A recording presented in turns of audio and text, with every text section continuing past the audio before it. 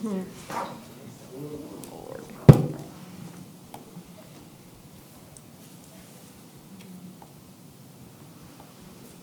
evening. Good evening.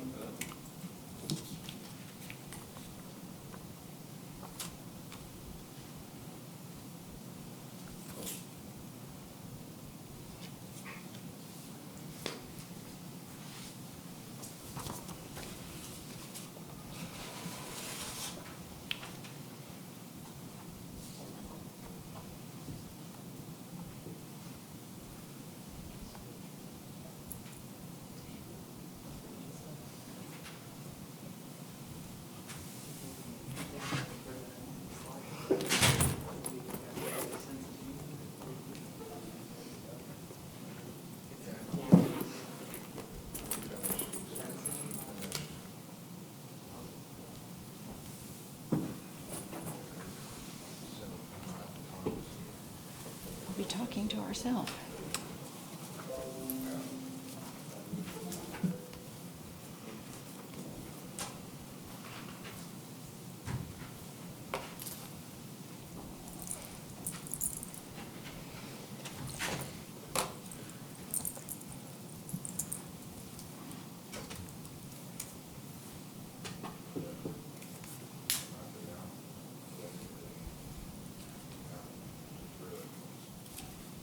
Oops, Marianne, do you have cards, comment cards? I do. Okay, all right. I have about 5 so far. Okay, I'll ask you after we've gone through the entire presentation, after council has discussed, and then I'll turn to you. Unless there's people here, we'll go there first.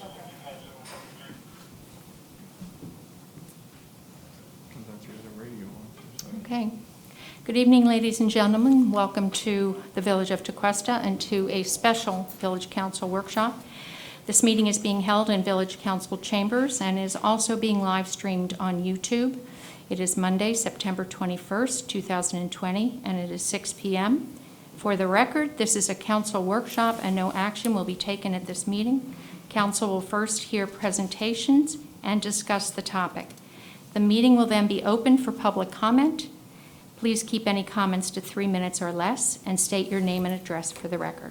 Madam Clerk, will you please call the roll? Mayor Brennan? Here. Vice Mayor Stone? Here. Councilmember Brandon? Here. Councilmember Diablo? Councilmember Prince? Thank you. May I have a motion to approve the agenda? Motion? Second. All in favor? Aye. There is one item on the agenda, and the meeting for, this is why we were having this meeting, and that's the discussion on water billing issues. And I understand that we will be having a presentation, but I think Mr. Allen wants to start this off. Yeah, thank you, Mayor. Back in July of last year, when I first came in, the conversation was to kick this project off in full gear. And I know a couple of council members at the time asked about just the communication and the bumps in the road. And, I think even at that time, I acknowledged there would probably be a few bumps in the road, but, we've hit a mountain or two, through this process. And so tonight is really here to talk about the process, what we've done to this point, where we're at, some of the issues that we're having, but really to talk about, the next step for us. Core and Main and Census have both joined us to help give an update to council. I know you guys have been have had some citizens contact you guys, and so we, the intent of this is to really inform, be able to answer some questions, and just talk about the next steps. And so, Mr. Hammond is going to give us a presentation on most of those topics, and we can answer any questions that you guys may have. Thank you. Go ahead. Good evening. For the record, Matt Hammond. I have the privilege of serving as the utility director for the village. As Jeremy mentioned, this is just a brief presentation to shed some light on some of the issues that are being asked of you, and then have a forum to be able to ask questions with hopefully most of the appropriate parties here to be able to answer those. Just a super brief background. The 3 main points of this project were upgrading our water meters, installing the advanced meter infrastructure, and then implementing the benefits, the real benefits of that, which is the analytics and customer portal. Some of the challenges which were discussed back in August, the installation of the AMI infrastructure fell behind. That led to, and these cascade on each other, that led to problems with meter reading. We had meters with different frequencies that was discussed, which resulted in 3 months of estimating based on historical usage, 3 months of billing based on estimates. That led us up to this current bill, where we are back to being able to read again. And now there's that catching up under or over estimates. Do want to note that the current reads have been vetted both by village staff, core main staff, as well as a third party vendor had a hand in checking and verifying the reads that this bill is based off from. But it was a little bit like, now that I heard it, was a little bit of ripping off the Band-Aid and getting over this hump. We do understand that there's a lot of concerns from customers that are voiced to staff as well as voiced to you. Our call volume during the 2 weeks after a billing, our call volume is usually a little over 200 calls. Our call volume is usually a little over 200 calls. This previous 2 weeks, it's been over 700, so that kind of gives you a little bit of a. So in addition to that, we spent the 2 weeks leading up to the bill proactively contacting customers that had that were most affected by this truing up, meeting with them individually, making whatever adjustments were needed, and that brings us up to this point. Give you a quick status of where we're at. Since the meeting in August, where Core Main did a presentation, we're on track to where nearly all of the small meters will be reporting into or able to report into the AMI by next week. Census Analytics, which I'll give a quick brief on very quickly, that's up and operational. The customer portal's in progress, which I'll also be able to show you quickly.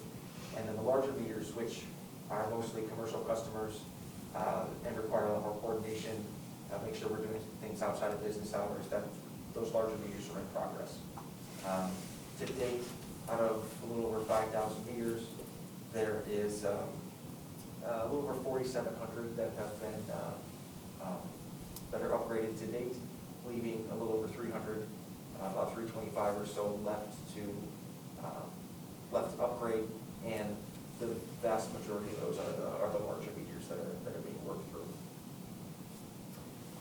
Moving forward, once in addition to bringing the remaining meters online, we'll be standing up the next steps will be standing up the customer portal as well as the analytics.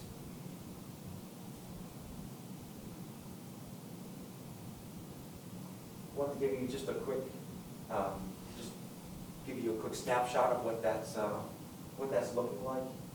This is the analytics. This is the village's side of the information that flows in.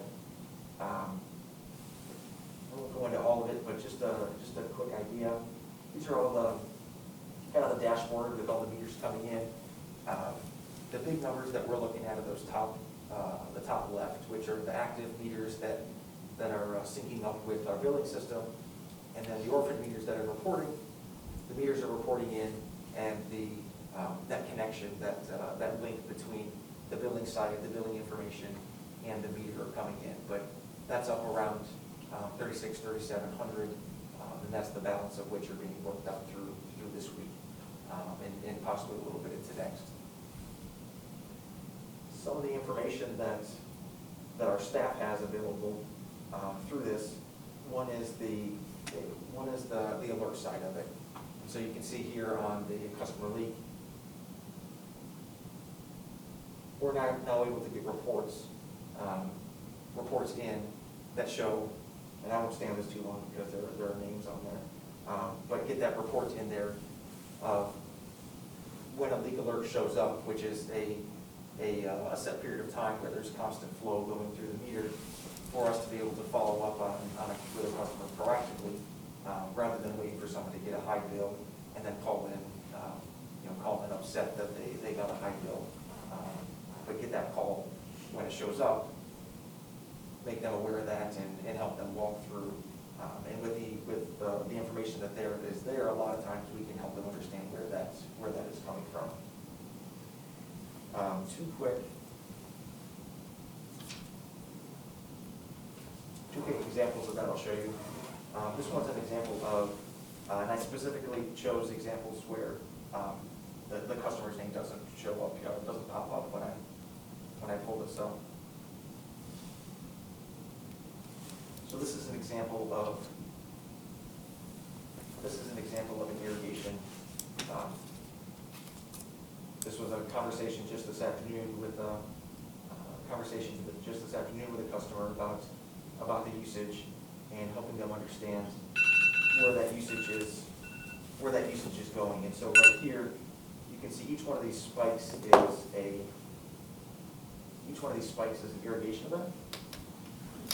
You can see right around August 17th, 18th, that changed to where the event the irrigation is still going on, but it's a smaller event. And then right here around September 6th, it was turned off. When you zoom in,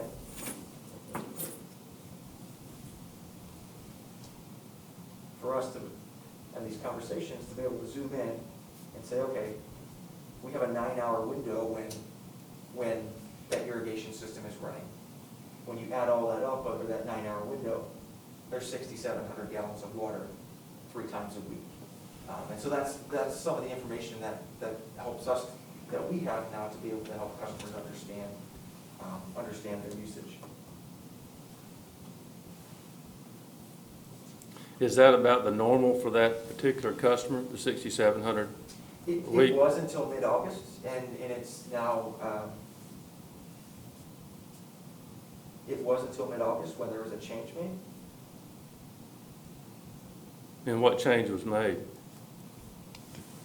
Turn the water off. Excuse me? Now the irrigation events last over a 3-hour period, and there's a little bit of extra in there, but it comes to about 1,600 gallons per irrigation event. And so whether that was changing the timings, it went from 9 hours down to 3 hours. Okay. They probably reduced the time on each zone. Yeah, I mean, 9 hours is a Hefty. pretty lengthy amount of time too. And so quickly, one more, this is a leak example.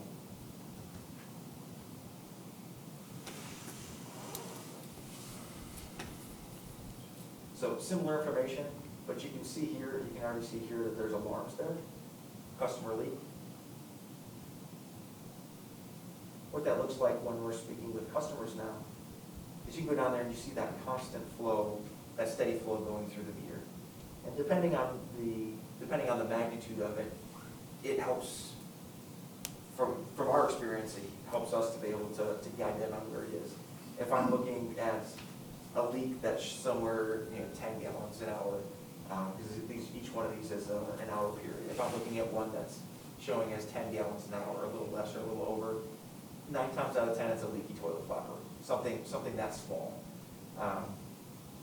If we're seeing one where we've met with several customers who had leaks in their yard that were of magnitude of 300 to 600 gallons per hour, which is something large. If you're seeing something that large, if that's not a leaky toilet flapper, it's most likely not in your house because you would see that amount of water. So you're looking now somewhere between the meter and the house, or actually one customer it ended up being, they had a toilet in the garage that was in a storage area that was just covered in stuff that they had stored there that was just running constantly. It wasn't, the flapper was just open, and so it was running constantly. So that just gives you a little bit of a window into some of the things that are available to us. Dennis, our customer service and billing manager, was kind enough to agree to allow us to use his account to show the customer portal, which is he's our beta customer. So this is what the customer, at least in this beta phase, what this portal is gonna start looking like. It is customized for the look of the village as well as the information. You click on these links, it takes you to the village website. You click on pay your bill, it takes you to the link to be able to go and pay your bill online, or the information on how to call in. From a usage perspective, you're starting to see that same information as a customer that we have in-house. And actually a little bit, you can see rainfall event, temperature, but now you can start to see what your water usage is at your house down to an hourly level if you wanted to. So it gives that control, that information gives control and power over to the customer to be able to understand that. And in addition to that are alerts that, see if this will pull up, here we go. Alerts that you can sign up for, or program in to get, my normal water usage is 5,000 gallons or 10,000 gallons, fill in the blank. If it goes over 12,000, give me an alert, shoot me an email and give me an alert. Or if my water usage per day goes over a certain amount, or over a several day period, or I'm going on vacation, so if I have water use at all. So this is some of the information that is on the customer-facing side of things that is close to being available. Time frame on that, we're shooting for a November, somewhere around November rollout, so that's when things will be up and running and be able to, for our customers to be able to see that. Our plan is to do a soft rollout internally, get a chance to use it, to be comfortable with it, and then start to advertise and push and roll that out. So.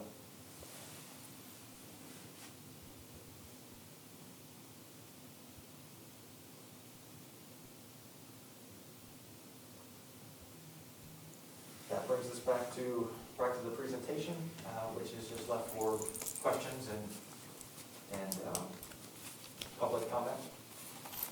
All right, what we're going to do is go to council first and have comments, questions, and then we'll go to the public, to the extent that we have people here. So do you have any particular questions? Yeah, I was just curious, Councilmember? you said you had 700 calls the other day, in the past week or two? Over the last 2 weeks, it was over 700, yes. And what are the calls in reference to mostly? Their bills. Because they're more, I guess, than what they're expecting, or? A handful. If the usage if their usage over the summer was less than what their past average was, so less than the estimate, then they could have a negative to true up or catch up on their bill. They might have a negative, but by and large, it's because the bill was their bill was higher than what they usually see. Is that because of the accuracy of this new metering system? That's part of it. That's some of it is the accuracy, because we did have we replaced old meters they start to run slow.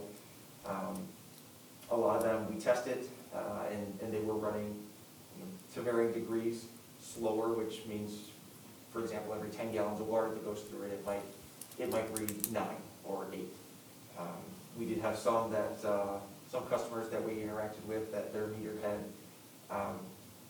their meter wasn't registering any water, so it had been stopped for several years, and for whatever reason was never caught. So now that they're actually getting measured the water that goes through their meter, and so they're used to seeing the bare minimum of a bill, and now all of a sudden there's some flow on there, and so their bill went up. So it's different causes that we dig into and investigate each one. Well, are most of the customers satisfied with our response to the increase in the cost of their water?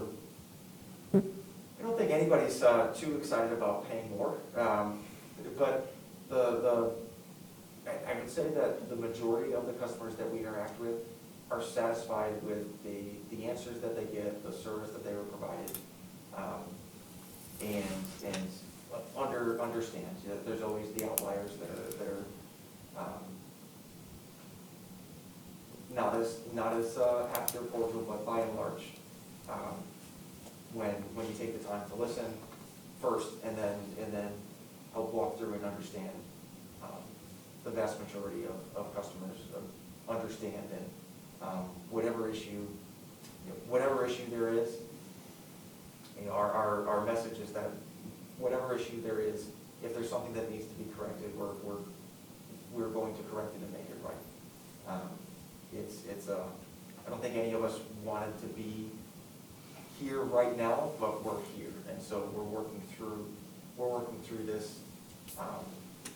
I'd say as quickly as we can, and also with as much compassion as we can, understanding that, if I got a substantially high water bill, it shocked me too. And so sometimes you just have to hear that out and then walk through whatever it is to make it right. Do you feel like that some of the customers are requesting the accuracy of the new metering system? So, yes. Yeah, see, if I was a customer, my bill jumped $20 or $30, which is a lot of money, I think, on an increase, because everybody pretty much, it's pretty consistent, I would think, mine is. And if it jumped up a lot, I would say, well, this new metering system, is it accurate and stuff? So, I guess trying to get people comfortable with the accuracy of the system is one milestone that you have to overcome, first of all, and getting them comfortable with it, or we from the city comfortable with the accuracy and stuff of the metering system. From everything that we've seen, yes. So we've had 3 customers to date that there were, I'd say, more vigorous concerns about the system, and so we've pulled the meters, Tested them. and sent them out for third-party testing. Not at their cost, and it's worth the expense and worth the effort to instill that trust in that piece of equipment. Mm-hmm. And that's something that's on the table and offered. Obviously, we can't do that for all 5,000, but when there is that. Well, I think you distrust could do in that. equipment, I'd rather pull it, test it, and have that separate verification of the accuracy of the meter than just have the answer of it's accurate. Trust us. Well, one thing you could do is when you send out your monthly bills to everybody, you could put in a newsletter, if you will, and show them where you've done 3 or 4, tests and stuff, and where we've tested the accuracy, of the new meters, just to make sure, for our own conscience and stuff, to make sure that they are accurate, and send out a letter stating that we have tested several of the meters and stuff that have been in place, and our accuracy is spot on. At least give them some assurance that, that we've done due diligence in testing the meters of their accuracy.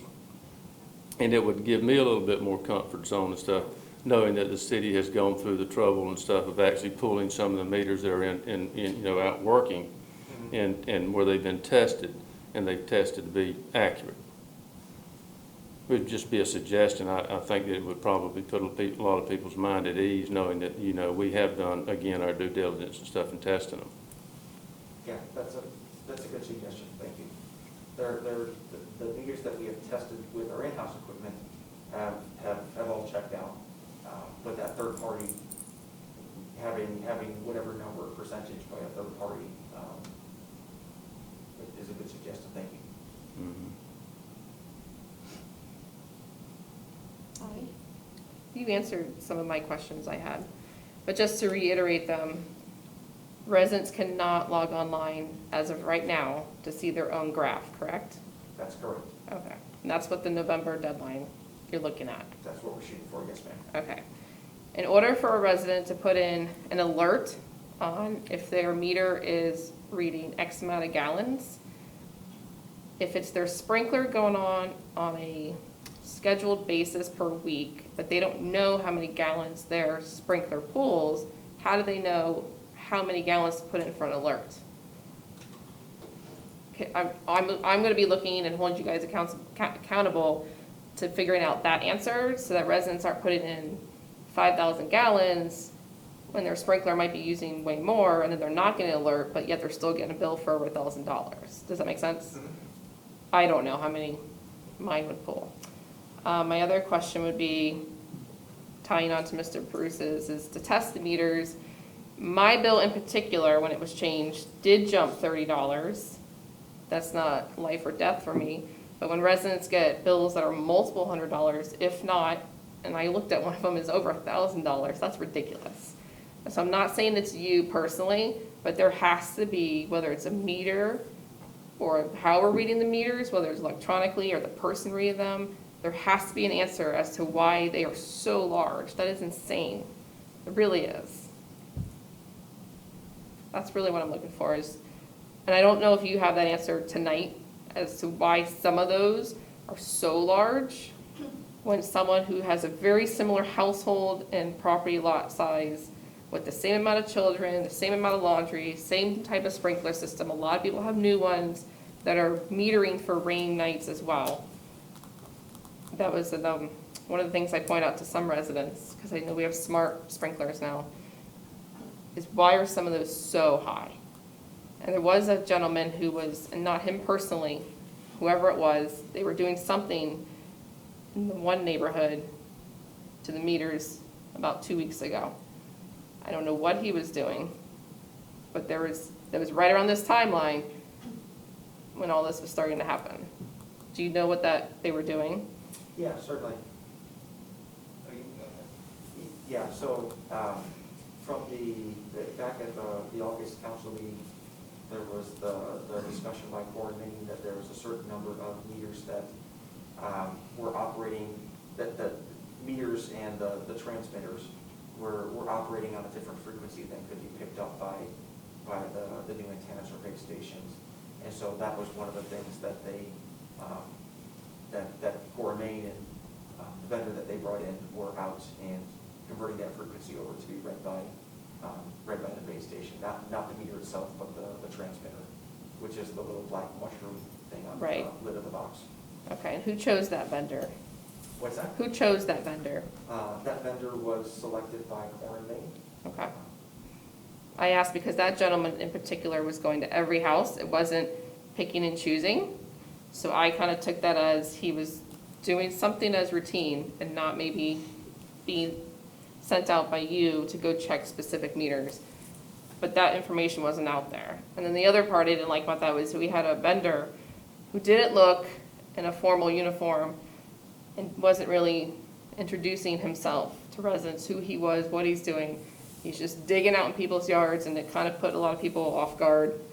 And I'd like to see that change. If you're gonna be sending out people up in their property, and we have children and families and older people walking around, if you could just kind of identify, hey, we have a vendor in the area, they'll be doing some work, a little more open communication with that would be nice.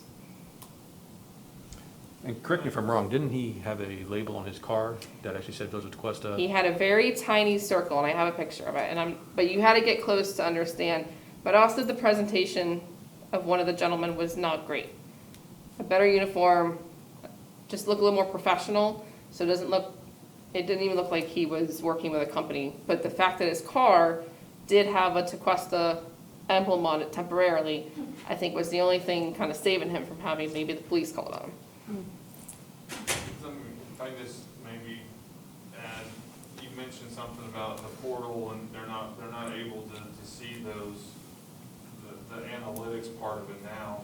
But if they're willing and they want to see that, we have that. I mean, they just can't access it from the website. So I know our crews, when we say does all three parties verify that, we have those analytics for every single property that we can look at. We can email them to them. So even though they can't log on to the portal at this point, if anybody wants to see those, I'm sure our staff would be more than happy to send those to those so they can, like that $1,000 one, if they would give it a Matt, I'm sure they can come up with an hourly read to allow them to see where the differences are. And there are any. And I understand that. I'm just hoping for the future, like the near future, that we can really get those residents online quickly so you can see it. It's like FP&L. It's nice that I can go and pinpoint each day, what are we doing each day? And I also think that'll take a lot of heat off our team because we don't have that kind of manpower to sit there and answer 700 calls in a week and go through every single graph for every resident. So I think it'll be a happy balance. And I don't think you even need to do a slow opening to it. I think you should just release it and let people do their thing. It's their account, it's their graph, they want to see it. I don't think we should hold them back from it. That's all for now. Go first. Yep, please. Okay, so a couple things. There has been a report that the census meters are not very accurate, and something, a news article that was out there, and I'm sure you guys have seen that. Is there any history on that or validity on that type of a meter? There is. I can speak on it, but I think it would be better if the representative from Census spoke on it. Perfect. Got a little longer history on that. Good evening, everyone. My name is Mark Costello. I'm with Census Metering. That specific article was from 2015. During that time, we identified that our first generation of this meter had issues with water intrusion. Excuse me, I'm trying to go with this. So essentially what that means is that there's water getting into the meter and disrupting the electronics. When the electronics were disrupted, what it would do is it have a positive and a negative back and forth. So there'd be no consumption, but essentially it would be up and down, showing that it's not a true read. What we did is that we identified the serial range that had that issue, and any meters that were in that range, we replaced them. In addition to that, we invested about $3.5 million into re-upping basically the mounting and the physical actually connection of where that weak point was. In the past 5 years, we have not seen that issue since. That was the first generation issue, and since then we have not seen that issue going forward. What generation meters do we have now? It's probably around fourth or fifth. That was about 5 years, and every year we continuously increase and.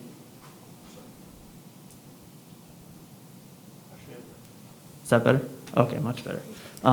So essentially, we are constantly evaluating. We also send our meters every single year to the Utah State Labs, which is the primary test location for water meters. And what they do is that we send about 10 to 15 every single year to make sure that they're properly working. And actually, in every single test, we exceed on an accuracy standpoint for multiple different things like burst pressure, which essentially is quick, basically movement of water. And every single year, we test better than every meter within the market. And that's when I say test better, it means that we're at 99.99% with regards to accuracy. Okay. Matt, can you give me a little bit of history of when you started here? Certainly, September 9th, 2019. So a year ago. Happy anniversary. Thank you. Prior to you, who was involved with the water department? Was there a director of utilities?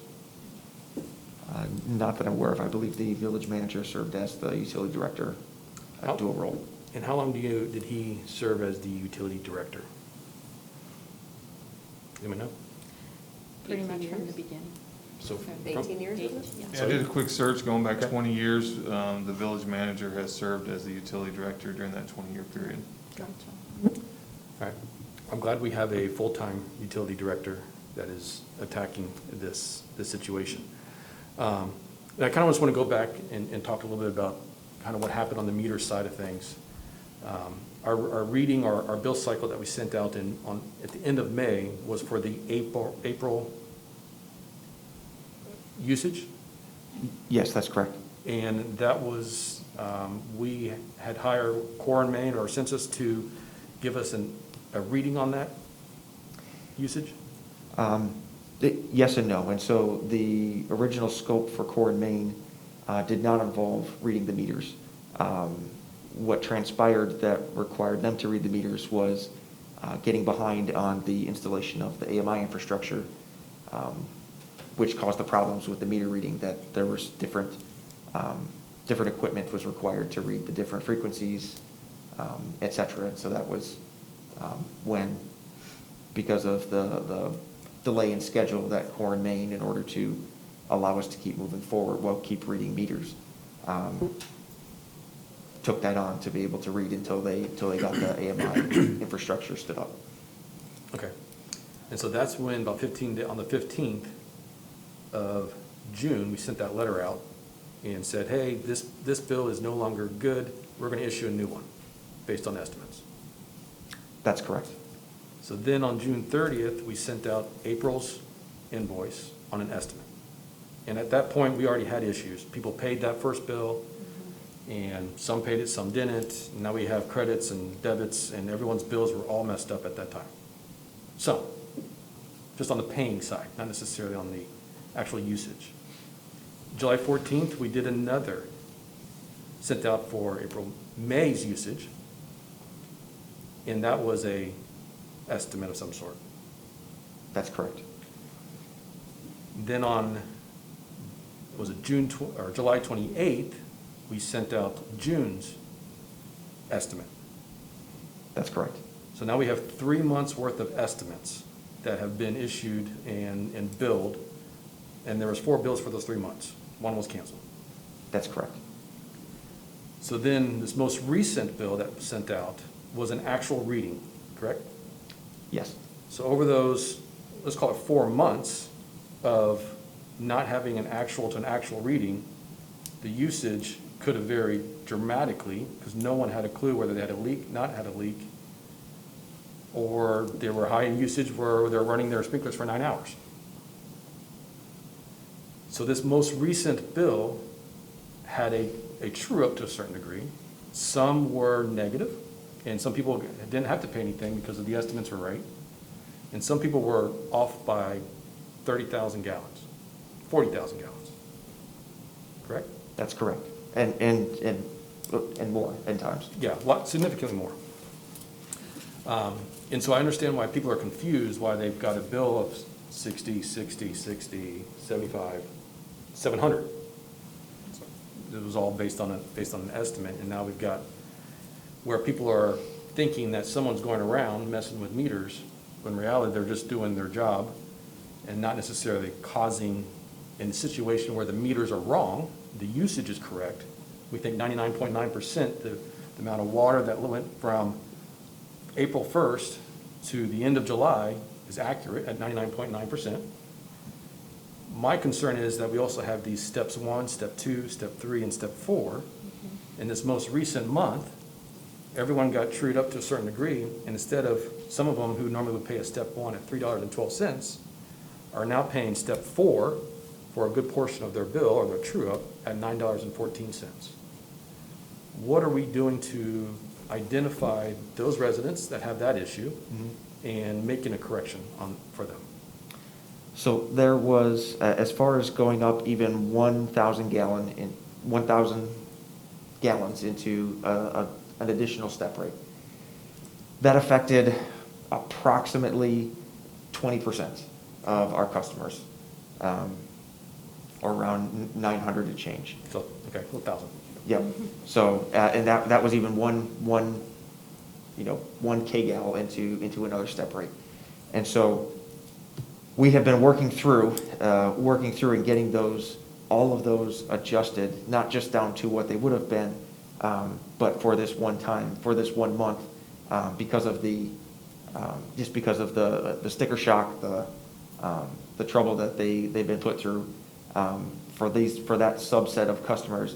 Each one of those, their bills are being credited down and individually contacted to notify them that down to the step 1 or the lowest step rate for this. Again, that's just this particular bill in month because of that true up feature. Okay.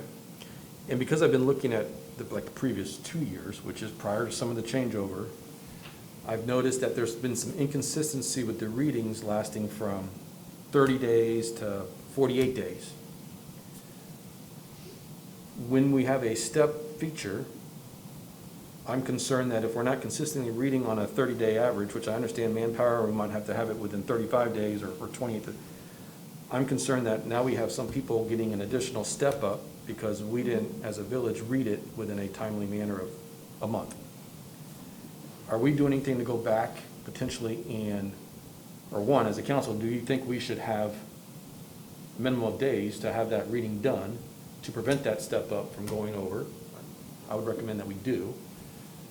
And if we do, then I think we should go back a period of time and look to see if we had a reading over a 45 period day frame, that maybe we pull it back to that average step that they normally would pay. Is that, I do agree with you that it should be consistent, because that's not fair to residents if you're gonna bump them into another frame essentially, because the village didn't get around to reading it, or we didn't have the manpower. I don't think that's the residents' fault. I think it should be more consistent. And I think where this new meter is gonna fix that. But I do think that that's a concern of mine, that we've had overbilling to a certain degree when we didn't have the ability to go get that meter, or we didn't do that estimate in time, or whatever it might be. And I don't know that it's a lot, but I do think it's something that we should definitely look into. Jeremy, don't we have a policy in place that if something like that occurs where there's truly such a change and we aren't exactly sure where it's coming from, that we will bill at the lower rate instead of going up the tiers at that time, if there is something? Pardon? If there's a leak, if there's Yeah. a, but this isn't a But leak, this is there- we didn't read it in 30 days. No, I understand what you're saying, but I'm just wondering if that is, are we So doing? I don't know that we've tackled, Matt can jump in anytime, tackled that exact problem through the ordinance, because, you know, the ordinance, we just assumed every 30 days we were gonna read it. Exactly. And I don't know, you know, I obviously don't have the history to know how many times we've had that where we had to read 35 days or 40 days, and how many people went up to the next step because we were 5 days late on those reads. I don't, you know, we'd have to just look at that. I don't think anything's addressed specifically in the ordinance that you're talking about shifting them down, but I would have no problem shifting anybody down because they were 5 days more, and instead of, that put them 5,000 gallons more, and now they're in Right. step 2 instead of step 1. I mean, that's our fault, and if we Right. can get it down, so if there are some of those, you know, bring them to my desk, and I'll address those, and we'll make that correction if we need to, because I think that's on us to get it done in 30 Right. days. But is that gonna be on the resident to have to make a call and go and take time to deal with that? Or is the village able to actually catch that ahead of time? I think it's what Mr. Stone's saying, he wants us to analyze that and see if we can do it. I think, you know, what we're talking about right now is the back process and going backwards, because I think the new system, which is, you know, already in place, the portal's not, but the new system is already in place, we're not gonna have that, we shouldn't have that issue again, you know, so I don't think that's gonna be an issue moving forward. If we want, you know, wanna look back at those issues and that we did not capture that and credit, we can definitely look at that if that's the direction that, you know, we think we need to go. So Kyle, I'm trying to make sure I understand what you're saying.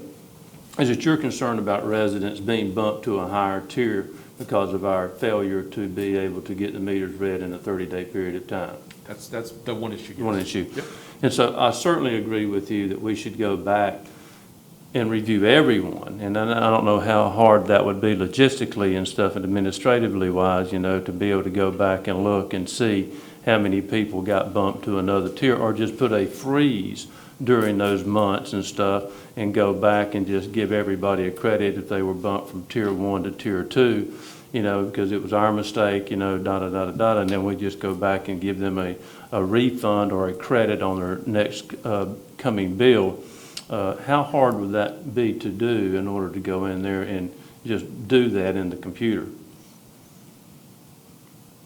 Or do you understand what I'm saying? I want to add, is there a way to cull out of that tier 1? So anybody that only has been using the first tier, they could be immediately eliminated, Absolutely. right? Yep. So is there a way to do that? So our enterprise software, which is the same that we use for utility billing, we use the utility billing module for BSNA. They're, as all of them are, they're at their heart, they're just relational databases. And so there's always a way.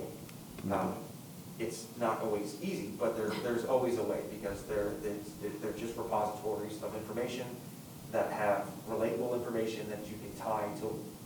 So for utility billing, the information, the relatable information is almost always your meter number, your account number, et cetera. So the answer is yes, it's doable. How easy, I don't know without digging into it. Well, I've got two things to add to that, and it just, obviously it's my opinion, but any cost that we incur in doing all that, I feel like that the people that we're buying this product from should be responsible for any additional labor costs that we incur in the process of reviewing these bills so that we can adequately refund or bill, whatever the case may be, to the citizens of Tequesta. And any additional time that we've spent in having to go out and manually read these meters, that's above and beyond what our normal is, I think that they should be responsible for that. Does that count for the little sleep during this process? And in addition to that, any credits that we have reduced it from tier 2, 3, or 4, or whatever it might be, for the overall usage in that time frame. So I completely agree with you. I know you've got your hand up, and I think you were on the Zoom meeting, and I appreciate you coming here. I think you're with Core Main. Yes. So I do appreciate you guys coming here. I just wanted to make a clarification, and to your point. The reading that's been done by Core and Main and the contractor that Core and Main did hire, that you've kind of referenced that's been out there, that has already been done at Core and Main's expense. Mhm. So there hasn't been any additional reading, and Matthew, you can kind of correct me if I'm misstating that, but I just wanted to make sure that everyone knew that all of this part for the last 2 months has been at Core and Main's expense. Okay, So just, thank you. So just to, we're gonna have to dig for that specific information. I mean, I don't wanna give you a time frame, Yep. but tell you too much and don't underestimate and all that. But what we'll do, and I'm just thinking out loud, similar to what we do with ambulance and the write-offs for that, let us put together a list of those that we're gonna credit back, bring it back through like a resolution that council can approve. That way you guys know that we're doing it legit and it's all, memorialized. Perfect. That's my thought on doing that, so that way we're, not crediting our brothers and sisters or Yep. anything like that. Yep. Everybody is on the up and up, if that would be appropriate for you guys. I would agree with that. works. Matt, I got another question. I've got a resident that had that $100 bill, $120 bill, $80 bill, and now they've got a $700 bill. And they haven't been contacted. They're part of that 1,000 group. What should they do right now? Well, in any case, whether it's this or others, anytime there's a concern, customers can or should call in. We are, whether they call in or not, that subset of customers that have been affected by a step rate in this current, we have been working through over the past 4 weeks and are continuing to work through that list and part of that, contact them.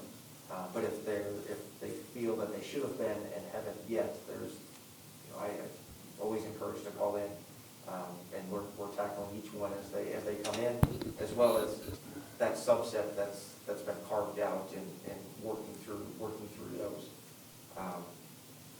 I wish I could say that we've gotten through them all yet, but we're between. I can tell you it's 7 days a week that we're in evenings we're working through and both processing whatever adjustments need to be made, as well as following up and contacting with customers. So you are doing that? Yes, ma'am. And anytime anyone calls in, you or someone else takes care of it, or are you doing it? It's, when they're calling in Mhm. related to this, Mhm. that requires any type of adjustment or concerns, that would be Dennis and myself that are, for the, I guess the more routine calls. We have Lee who does a great job, but then once it gets beyond routine, then it gets kicked back over to Dennis and myself, and we handle the first one. And have you gone out to these homes, gone out to these properties when the owner is there? Are More you? than I can count. Okay, so you are meeting them on their turf, Including, literally? last week I was at a house early in the morning so they could make their tea time. Okay. Say, it's like Guess golfing who that was. community. And I think that I'm glad you're doing that, because there is a group of residents that have lost complete confidence in our water department side of things. I like your idea of maybe grabbing 5 a month and just randomly getting them tested for the end of the year, from now until the end of the year, 15 or 20 meters, just to show that we are actually spot checking, a little quality control, and verifying that these are being 99.9% accurate. I think that is a good thing. The other thing that I kind of want to go back to is how this job was originated. Because when I first got on the council, we had how many meters in storage? And this is before your time, maybe Dennis knows, but we purchased these and sat on them for a while, didn't we? There was a number that was in stock. Ballpark, I think it was maybe, I don't know if it was more than 1,000. And then the balance of them were purchased this year so there was a certain set that had been in storage for, I don't think more than a couple years, but they were sitting in the warehouse for a while, and the balance of those years were required to continue bring everybody the up job. to, that's right, bring everybody upgraded, was purchased this year. So the prior utility director, village manager thought it was best to spend how many dollars to buy 1,000 of these, sit on them for 2 years maybe, and the water department was supposed to install them. And I remember I got here, they were installing about 10 a month. It was slow. It was very slow, and so we were like, well, what are we doing? Well, they And so we were would using our staff internally, is what they were trying to do, and sometimes you save pennies and you're losing dollars. And so that decision was made, and then that didn't really pan out very well either. But that was, yes, that was the watering department that made those calls. It was before Matt. Correct. Again, for the record. Oh, yeah, of Before course. Matt. I think we made that clear. Yep. I think everyone should just give Matt a chance and then go from there. My last question for you, Matt, is we can't be the first town or village to use these meters, correct? Not even close. So, do we know who else has used them? Do they have the same issues? Our neighbors, Palm Beach County Water Utilities has put in probably hundreds of thousands over the last couple of years, is I think the closest But large entity. the issue's not the meter. I know, but I'm right? saying the whole process as a whole, whether it's getting staff to install them, having a vendor come and read them, some of them might be leaking or Different being frequencies. faulty, just like the whole thing as a whole. I mean, we can't be the first one to have all of these issues or any of these issues. We are pretty special here in Tequesta. And whether or not there are others that have gone through the unique set of circumstances that we have, I don't know. I know that we're not I know we're not even close to the first that use these particular meters, even in the area. Hindsight's always 20/20. I know that there were some unique circumstances that were discussed back in August that involved involved the Core and Main representative that created a lot of this. And so, looking back, are there things that other utilities have gone through that might have helped, and or might help moving forward? There's always lessons to be learned, and frankly, one of the most important lessons in life is lessons to learn in life is not to learn them all the hard way, because there's not a long enough life to learn every lesson the hard way. And that's kind of my point, is Yeah. let's not try to reinvent anything. I mean, if they've been used before somewhere else and the same little issues have come up on certain areas, what was done differently or what hasn't been done? Why are we doing the same thing as other people if it happens to be matching the same way? That's basically where I'm getting at.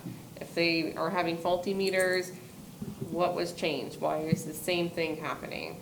If we're having vendors come out and read, if another municipality is having the same issues with 3 months of estimated bills because readings aren't coming out the same, are we using the same vendor? Why are we using the same vendor? Why repeat the same thing over and again? That's what I wanted to make sure, because I don't want to go down the same path somebody else has. That's not fair to our residents. Agreed. So we'll talk a little bit about the actual bill itself and the information that's on the bill. Is it possible for us to put the itemized bill with regards to step 1, step 2, step 3, step 4, so that the residents know how much they're paying for step 1 and how many gallons were in step 2 and so forth, going either Yeah, but- next month or the following? That information, I think would be super helpful. I don't even know what mine is. The bills are, so the bills. are Anything over generated- 12,000 gallons? 20, yeah. Our bills are generated through the BSNA software that the village uses. And so that's something that we've got to work with them on being able to see if we can tease that out and add that in, because I think that would be very helpful. Along with another, I think it's several other improvements that can be made to the bill, so that they're more intuitive, easier to understand, and I mean, things as simple as using both sides of the paper and having information on the back for, standard information on the back. I think there's a number of things that we can do to improve our bill. Okay. Any other questions? Before we open it up? I've got one that's kind of off the subject a little bit. Do we require people to have rain meters if they have irrigation systems here in? No. Not that I'm aware We of. encourage. I actually asked that recently. It was encouraged, like Yeah, Mayor we said. actually, we actually were giving them out. The water department was giving them out They years were? ago. Oh. Yeah, that's what I was going to next. Yeah. If maybe we could offer someone a program to either they could buy them at a really good price, or we could, give them out to all the residents and stuff, and encourage people to use, rain sensors and stuff on their irrigation systems. That's something we can certainly look into. Okay. The other thing I noticed as I was diving into this, it appears that we're always billing a month behind. Is there a way to speed that up? Something that we've been in discussions internally most of the year, and is planned to, once we switch over to full billing from our, remotely through the AMI system, that's something that's absolutely planned.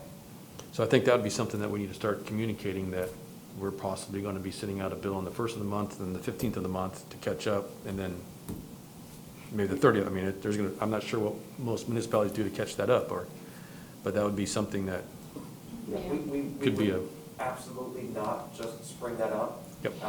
It would likely be, there would likely be communication via all media on the bills, et cetera, that it is going to be phased in. And so if we typically bill out on the last week of the month and we're planned, and we're planning to shift that up 2 weeks, so it's 2 weeks after the actual usage occurred, then we would, we might shift it up a week, and then another week, but we wouldn't do any of that until there's been at least several months of communication, because people, they plan their monthly budgets around their bills, and so Yep. to make a change on that, it wouldn't be fair. Right. It wouldn't be fair to our customers. You could just change your due date on your bill and maybe even highlight it so that it would be recognizable to somebody, that when they get their bill, that, you got, and then you get them, closer and closer, but, change your due date. You get your bills out, change the billing date, change them to, doing it at the beginning of the following month after the, the usage. And then just, like I said, just give them a grace period there a little bit longer than what they normally do. And just keep changing that date till you get it in line to what you want to, put your billing date at, as a suggestion. Yeah, that's a good one, thank you. Mhm. Anything further? Vice Mayor? Not yet. Not yet? Maybe- All right. Maybe a bit. Anything else before I open to the public? I'm good. Yeah? I'm good, just as long as everything that's kind of been mentioned tonight, all the ideas and the answers, if they could be wrapped up in a nice little package and released to the residents so they Yeah. are aware of, without having to go through, read minutes, something that they can kind of get some pinpoint, even if it includes part of the history that Mr. Stone went over with you, so everyone can get on the same page like we are, since we all can have to wait to speak in a meeting. If we can release the same information to the residents within the next day or two. When you say release it, Laura, you're talking about sending out maybe a letter? Yeah, and the clerk always sends the little Friday text out, between social media, an email, or the text thing, just so that way all the residents have the same information. And again, like, council can't talk to each other outside of chambers, so this way everything's transparent and all the same information across the board. And this way, if a resident has a question, they can, reach out to the water department for clarification if they don't understand how it relates to their bill in particular. Have we sent out any type of information letters along with the bills? Yes. We have? Okay. I apologize. I don't pay the bills at home and stuff, so I don't see them. So. I think we sent about 3 different letters and one special one that I think Core Main helped pay for. Okay, great. Just one more clarification, and it was mentioned, Council Lady, earlier, that some of the residents were talking about people going from door to door. That, our teams did not go door to door. We went specifically off address to address. So I just want to clarify that in case there was someone going door to door. We didn't have anyone going just door to door. We had people going to specific addresses for specific issues that, from the read that was there. So just, there could have been someone else, I don't know, but I just wanted to clarify that because that could be. That's fine, and I'm not saying it was your company in particular. It was just a vendor that was out there, just wasn't represented very well, and it was coming off not great to the residents, where I was getting calls saying, who is that? We had some comments earlier that there was maybe a person working that didn't have their shirt on. We'd had a There's couple that one, too. comments.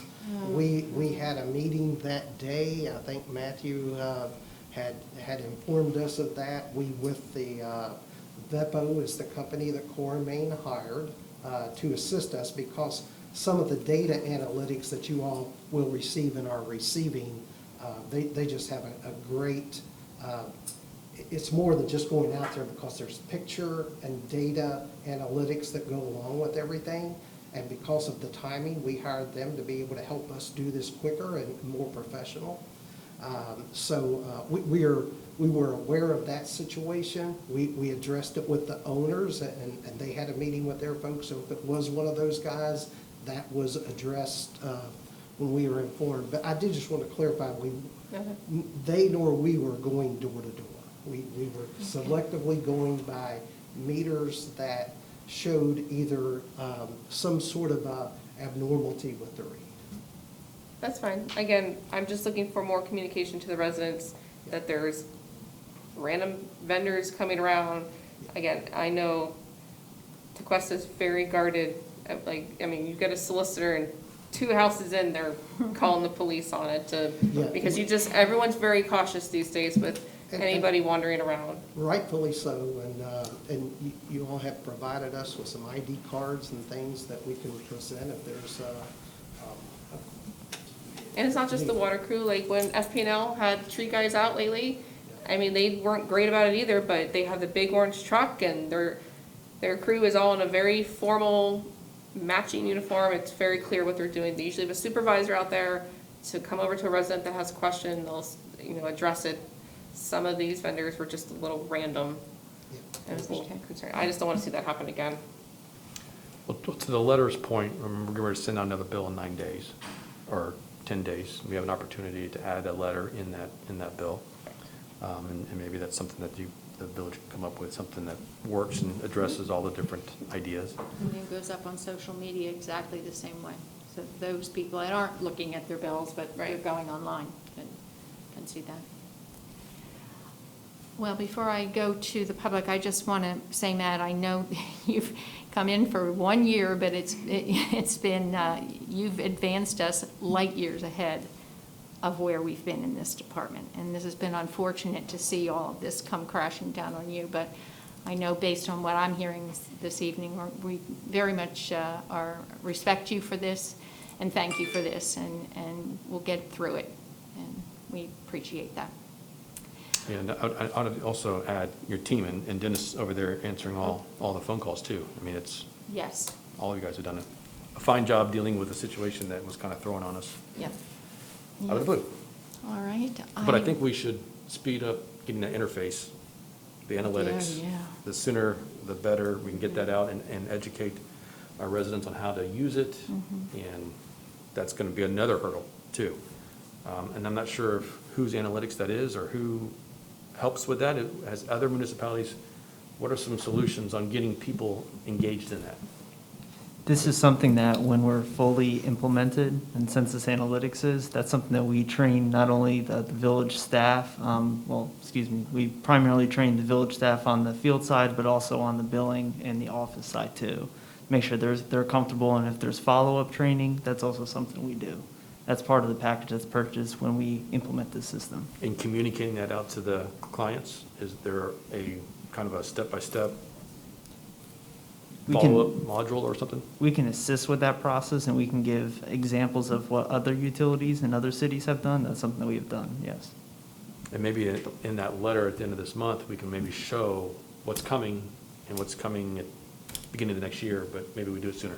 Can you? All right, that's good. Thank you. Is there anyone in chambers here this evening that wishes to speak to this topic? All right, I don't see anyone. Mary Ann, could you please read some of the comment cards that you've received? Sure. The first comment card I have is from Mr. Richard Sanders. Do you have a microphone? I don't have a microphone. Oh, you need a microphone. Thank you. It's not working. There it is. From Mr. Richard Sanders, and he writes, per Tequesta Resolution 34-18, Section 1, Exhibit A, water meters are to be read on a monthly basis. My most recent billing is for 39 days, which results in an increased total billing and a jump into the next usage level. This is in violation of the town's stated guidelines. I have lived here for 22 years, and for the first 20 years, meter reads were always on the 4th of the month. Now, meter reads seem to be whenever someone gets around to it. Additionally, FP&L reads meters and bills within 2 days. It takes Tequesta a month to send bills to residents. During this time, residents have no idea if they may or may not have a huge water usage problem. This can result in huge unexpected water bills and a complete waste of water. All right, thank you. I think the Vice Mayor had brought that up almost word for word. And I know that we are working on that. That's something that will be remedied. So I have 5 more to read. Okay. The next one is from Miss Melissa Sullivan. She says, the way you have been addressing this issue is very odd. You talk about it as helping citizens through the transition. Mistakes have been made. Your billing is wrong. You need to address this and fix it. You don't need to treat it like it is something the citizens have to deal through like the aftermath of a hurricane. Own your mistakes and move swiftly to fix them. People can't be using 6,000 gallons one month and 60,000 the same month the following year. Something is broken. We don't need all these words of helping and assisting us with transition. It's your transition, not ours. There is no end user difference to us. Fix it. Fix the bills and move along. Okay. The next one is from Khaled Ahmed. Greetings, Council. Beginning late 2019, there has been a rather disturbing fluctuation in our water bill at 366 Oak Avenue. The bills have ranged anywhere from below 100 to over 700 or 800. We have had irrigation sprinkler company out to check the broken sprinkler heads, with no items found to cause any alarm. Neither have we changed and/or altered our water usage in any other way, and therefore do not understand the massive swings in water bills other than changes that can only be possibly explained within the means by which the Village of Tequesta is gathering water usage data. Additionally, upon inquiring about this issue with the local Tequesta neighborhood app, it appears to be a major hotspot, with many other residents also receiving large $700+ water bills. We can't possibly all have the same concurrent leaks and/or broken sprinkler heads. Something has to be done. We should not have to pay $700 for services we're not using. It does not appear only coincidental to us that there have been changes within the Village of Tequesta system. New meter reading technology and/or third-party meter reading contractors. Is it time for us to retain legal advice? Respectfully, Khaled Al-Hamid, Michael Lanphier. Matt, you've received that, and you have the information for how to contact that person directly and go see them? Or I've already spoken with them today. you did? Yes. All right. Okay, the next one is from Cindy Barber. My water bills are completely out of control. Not sure what you have done with your system to figure out gallons used, but it is not right. Have now spoken to hundreds of other people who live in Tequesta and are experiencing the same problem. When a bill on average goes from $70 a month to $700 a month, there's obviously a big mistake on behalf of the meter reading. Let's get this figured out and corrected, or many of us are ready to take on a class action lawsuit. The next one is from Deborah Wallace. Something must be done to correct the errors in our bills. I agree that if the water department/council cannot make the needed corrections and find the root of the problem, we, the taxpayers, should collectively hire outside counsel. The consumer frustration level is reaching new highs monthly as the situation compounds. We have enough to fret about these days without receiving higher bills that can't be verified properly, with late payment dollars if not paid. Thank you for your service. We look forward to a solution. This is the last one. This is from Noreen Sholdes. The comment is, please reevaluate the water bills. My bills have been extremely high and are questionable. Thank you. That's it. Thank you. How many people that have gotten these exorbitant bills have actually paid them rather than calling in and questioning the validity of the bill? I don't think many, but I don't have a number or percentage. Well, I would expect you to have it, whether it was 10 or 50 or whatever, but yeah, you know, I mean, golly dog, that's a significant difference for some people. And then, you know, if they sit down and, especially an older person, and, you know, my mother, she's 93, she still pays her bills and stuff, but thank God she's got enough wit about her. If her bill went from 70 to 700, she'd be calling the water department, I can promise you that. But I just hope that not too many people have actually paid that money, you know, in lieu of calling and questioning their bill. And that's why I don't do auto pay. And Bruce, that's a good point. That's why I don't like auto pay too. How many of our auto pays have been by credit card, and how do we make a credit or get that money back to them? And then how many is through an ACH and getting that cash back into their bank account? I mean, what are we doing there for that type of situation? As far as the numbers, I could venture a guess, but I think it'd be better if Dennis looks that part a little bit more closely.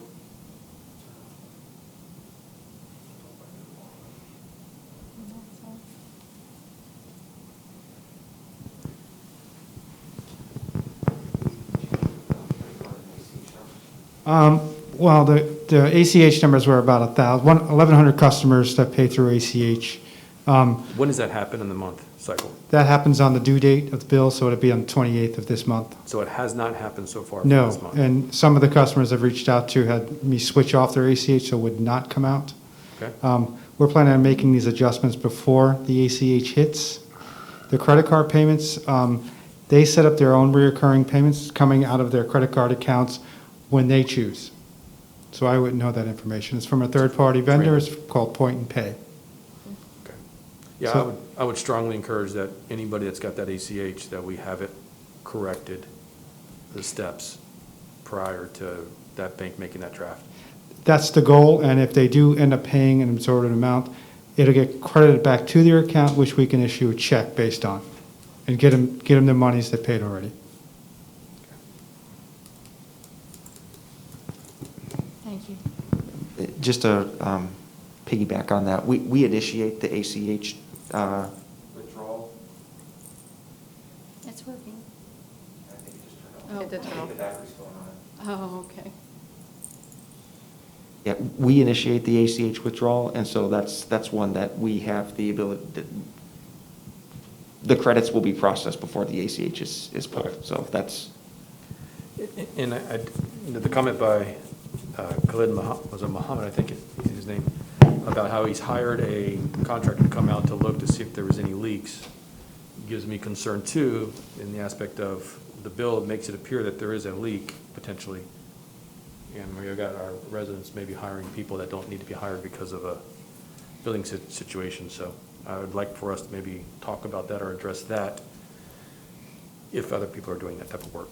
Well, that kind of goes to my point I made a little bit ago. I don't think it's fair that the residents have to go and start doing all this process. I mean, the village should see, hey, you live in a 2,000 square foot house and your property is probably a little under a quarter acre and you're spending over $1,000 or your bill is $900. Like, that is insane. So how does the village not see that and then say, oh, hey, there's something wrong, we just want to let you know, and we're looking at it? I mean, how does the village not see that? I got a call several years ago, and it was bizarre, and it was the lady that used to sit at the desk, and she said, hey, this is so-and-so from the village, I just want to let you know that your water bill is a little off. And I thought that was the strangest thing, but I was so thankful. I mean, we replaced all the flaps in our toilet, and I did the little dye thing, and there was dye coming out, and my bill the next month did go back to normal. But that was maybe $150 jump. It wasn't hundreds, so I don't understand why the village can't automatically see these bills are crazy. There is something wrong. Where is it? And then reach out to the residents instead of just a letter. The letter was great in the beginning, but now it's what are we doing? And I agree with Mr. Stone. Like, residents shouldn't have to hire people to come out and find the answers. The village should be doing that.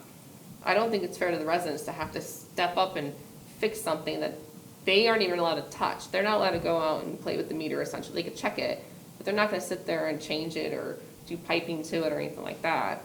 Does that make sense? I just want the village to be accountable and say, hey, yeah, okay, I understand we've already charged your credit card $1,200, but we should already get ahead of that and say, that's not right.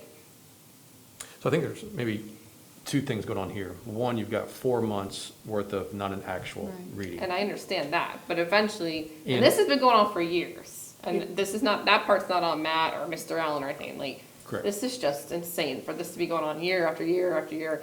Yes, we're in the little 4-month window of wackiness because of some readings and the change out of meters, I can understand that. But the fact that it's just no one will get ahead of it and say, hey, like, that doesn't look right. Instead, they just wait for everyone to call and complain, and then we have to address it. And then council members start getting reached out to, and like, that's not even the council's job to sit there and run the water department, essentially. And I'm not saying that's on you, Matt, because you have been calling residents back. I know you have a huge list to call back. But I do agree with every comment that was just read, that the village should be stepping up and saying, hey, like, these are off. And maybe not charge the credit cards. If we've been manually reading the meters, why are there such a discrepancy in them? I don't, not all of them are. We haven't read working. any of them in 4 months. So we're just averaging them? Yes. That's what's created this last month, such a high spike. But even with an average, Kyle, I mean, how can you have such a huge discrepancy in what they normally pay and what some of these people have described that they're paying? If you're averaging them, you don't go from a $70 a month to a $700 a month in averaging. Correct. It should be some very close, within 10 to 15, 20% either way, if we're averaging the bills. So how can these people be getting these exorbitant bills if we're averaging what they've been previously paying every month? And you made a great point earlier, which I'm agreeing with, there's no consistency on the days they were read. So how can you even average if you're reading 30 days, 45 days, 39 days? You can't find an average in that because it's not consistent. Well, that's what was confusing to me. Are we rating them? Are we averaging them? But if we're averaging them, why does it take more than 30 days to get the bill out? So I mean, if you're waiting 35 days or 39 days, the one gentleman was 39 days in his bill, so he bumped into another tier. If we're averaging them, I don't understand why it's taking so long to get the bills out. I'm looking at a bill here. Water usage from May 23rd through, I'm sorry, from March 23rd through May 4th. That was billed out in June 29th. I mean, there's just a huge difference from that first day of usage. So you're correct. There's total inconsistencies, which I think created that overall average to be inconsistent. I think when you look at the meters, I think the meters are probably accurate. I mean, we've got the representation 99.9. So that water went through, and I think each resident has its own reason why it went high. Maybe because it was the summertime and they ran their sprinklers more. Maybe they filled their pool up. Who knows what it is? But it wasn't captured in the month that they used it. It all got captured in the last month, which then put them into the step 4. Instead of paying $3, they're paying $9 1,000 gallons. And that has a significant dollar amount. Oh, absolutely. That can drive a $120 bill to $600, or a $200 bill to $600 real quick. So I think that's, once they make all those corrections, maybe that's what you're seeing, is once you bring those steps down, it's more realistic. My question would be, what date can you give us that all of the things that we have just brought up, that you are aware of as well from hearing from people, when can we be assured that all of this is going to be taken care of, 30-day billing or 31-day billing, no more averaging, being able to get the bills out? When, all of these things that we've brought up, when can that be done by? What is reasonably acceptable? Or doable, I should say. We'll say if it's acceptable. Yeah, so as far as, each individual item has a different timeline. As far as the averaging, that's done. That's behind us. As far as shortening the billing cycle, that's realistically, that's a that's probably a 6-month process to phase that tightening the bill turnaround window. And so that's probably the longest lead time item because of the communication with customers and phasing that in. Can I understand that? Tell me why it could take 6 months. Let's though. ask the same thing. So Just we don't bill residents for 2 months worth of service. Why At can't you one just time, say, to catch it up. on Here's- this day, yeah. every month, we're gonna go and read the meters? But we're already a month behind. I understand, I'm not saying overnight, but I'm saying 6 months seems like, that's a half a year Two different things. to get on board with that. So I'm sorry if that didn't, I guess wasn't understood correctly. The reading schedule, that's immediate. That part of it, I was referring to after the reads are taken to when the customers receive the bill, because they count on that particular. Gotcha. That's what I was referring to. Okay. Changing the Collection. having a very consistent read window, that part's immediate. And so I can't speak for that long of past history. I know, I know for one, when I first came on board in September, there was a hurricane that held back the meter read, so there was a longer time period there. But that's, guys can't go out and read the meters while. I think residents understand that. We had that, it was there last year, or the year before that. Residents understand that. But for it to happen every month, that's ridiculous. Hurricanes are totally, no one's thinking about their water bill anyways. Yeah, I mean, our days of our sales outstanding are probably 60, if not more. I don't know, maybe, and that's part of what we're talking about, maybe reducing that down. So when you're looking at our whatever metric you want to refer to, days sales outstanding, et cetera, there's a couple things there's several things that can be tightened up. That one of them is our collections process for outstanding bills. That's really the big driver on that particular metric for us. But as far as turning bills around faster from the read time, that helps out. That helps out that part of it a little bit, but more importantly, it helps out customers so that they're getting information faster to be able to Correct it. To be able to correct it if they need to, and also just to be able to understand that this is something from 60 days ago versus, okay, this was last month, and last month was less than 2 weeks ago. So from a customer service perspective, turning those bills around faster is something that's very important for our customers that needs to be tightened up. And the analytics side on the interface can move it down to a day of getting that information, in theory. It's instantaneous to run and pull it, but then there's the exception reporting. There's always going to be a handful that you have to follow up on, regardless, that somebody needs to go and take a look at. But so there's always a little bit of. The resident can set up an alert to let them know if their meter's been running for 24 hours straight. Yep. And to me, that's huge. That is huge. That's going to be really a Absolutely. huge benefit to our residents, and that's the. But don't forget, I want education on how many gallons people should be looking for to put the alert in addition to the 24-hour leak. I think that depends on each person, each I know, household. but I'm saying the education part, hey, if your property size is this, you're probably using this much water for sprinklers. I think you could almost set a percentage of what your normal usage is. If your water usage no one goes knows what up their normal a is certain anymore. percentage, then it's gonna send out an alert to you. And then, oh, well, I just filled up my pool, or we had a leak and we got that fixed. I wonder how many residents realize that if they have an actual leak, and correct me if I'm wrong, but it's my understanding that if you had an actual leak and you lost, 3,000 or 4,000 gallons of water, that you could bring the bill down to the city and validate the fact that you actually had a leak, and the city would give you some sort of relief and stuff on that water usage for that leak. Is that true? Yeah. I believe we had one bill this month had that situation, and it was, how much did you write off on that one?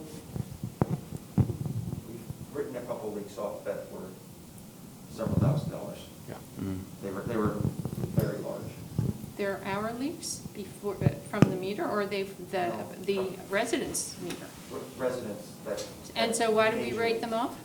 Because they wouldn't know about it. We applied the excessive use credit.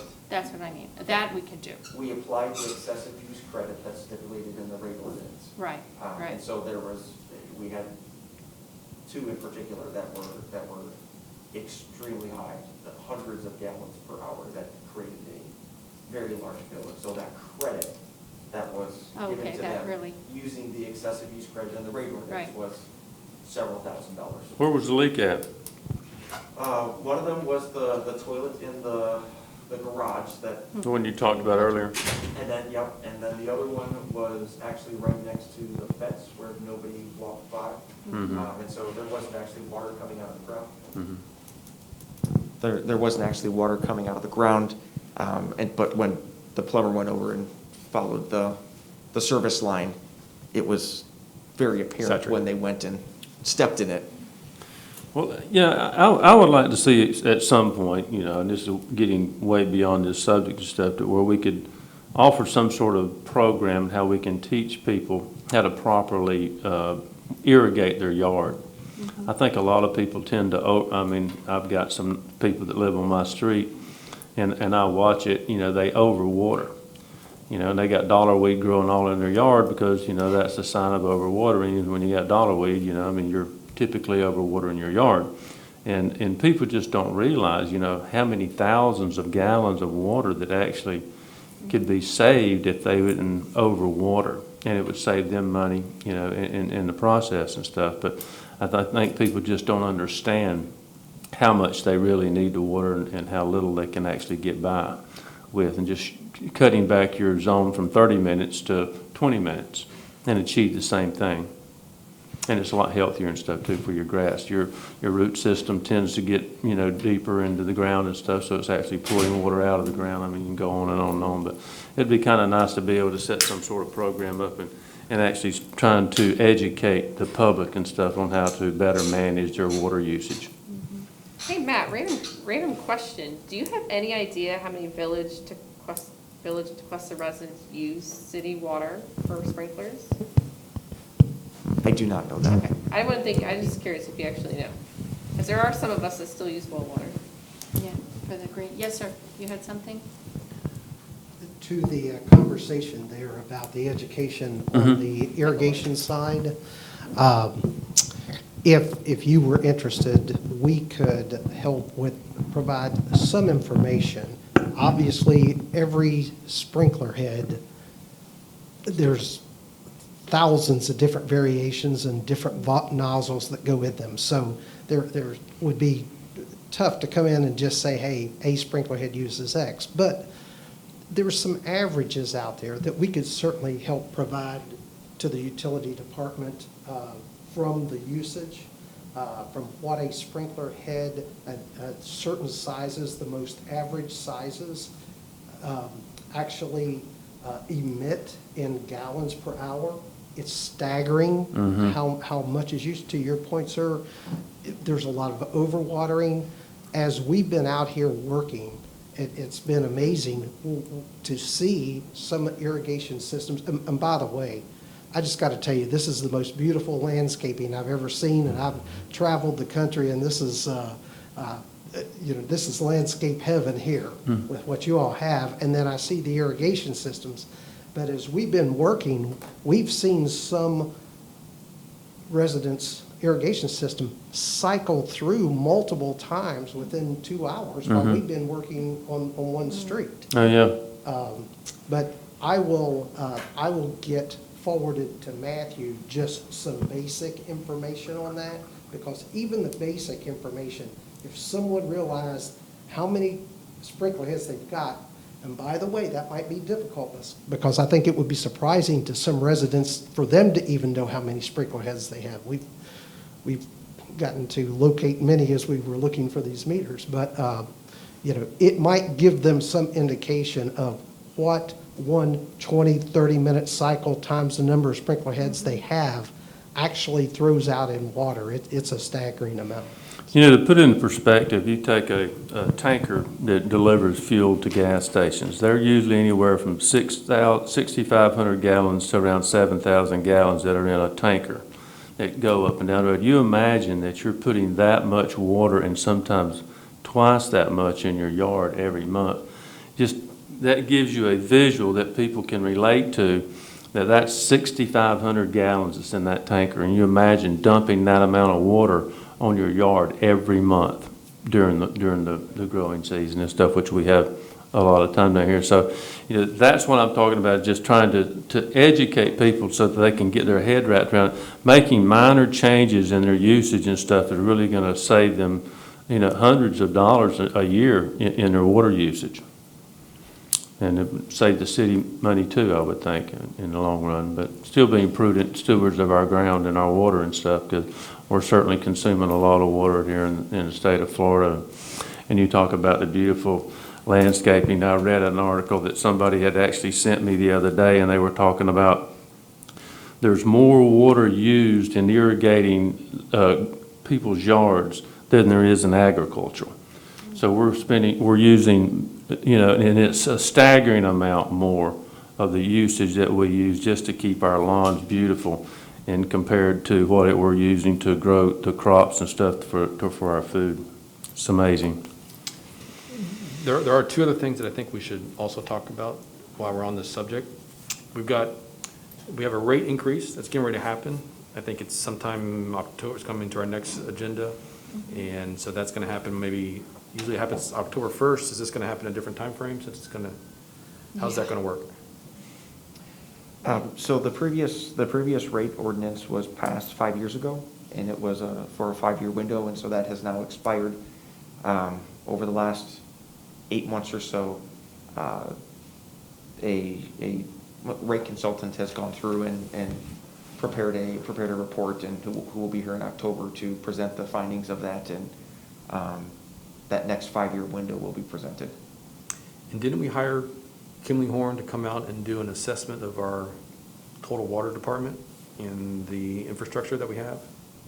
So Kimley Horn completed a facilities plan that looked at the state of the infrastructure, and that was a key component that went into that rate study, because as an enterprise fund, the rates have to completely fund both the operation and maintenance as well as the capital needs, which I know has been talked about a lot. One of the big drivers of the capital needs is the water main replacement program over the next 10 to 15 years. And is that report or that study are we gonna be able to look at that in October as well, or? So the facilities plan's actually up on the website. Okay.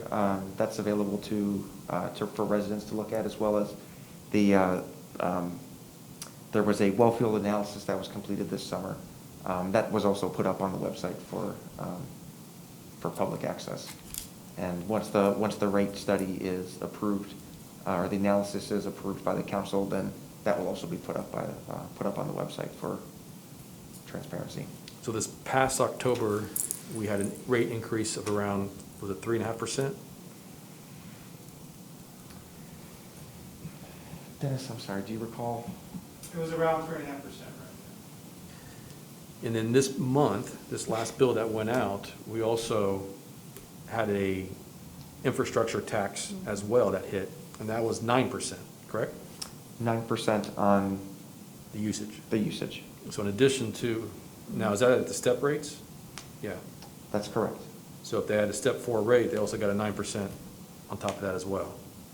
That's correct. So that's why, another reason why it exponentially went up too. Mm-hmm. So, I mean, there's multiple things going on, and I think that is necessary, that infrastructure, maintaining that is vital. I know that's something that went away for about 3 years, we brought it back, and I think it's vital that we maintain that, but I just want to make sure everyone's aware of that too. And just for clarification, when those credits are made for customers brought down to the lowest step rate, that includes the tax as well. Yep. Not just the consumption part, but the tax as well. Okay. Anything else? Yeah, I mean, I think the only thing, I know we've dug into a variety of things here, things that I don't think necessarily are the priority. I mean, the priority, I think, is communicating to the residents, talking to them, telling them what we're doing to fix the billing issue. And I think we got the group over here maintaining, switching the meters and getting that up and going. So come November, December, we can go live. But I really think that the priority should be communicating to the residents exactly the steps we're taking and have taken to make it right. And be very proactive about that, if possible. Yep. Okay. Anything else from you? Oh, me. All righty. Well, if there's nothing more, I'd take a motion to adjourn. Full motion? Mm-hmm. Got anything else, Con? I'm good. I think we said had everything on my mind. Yeah. I need a second. I second. Thank you. All in favor? Aye. Thank you.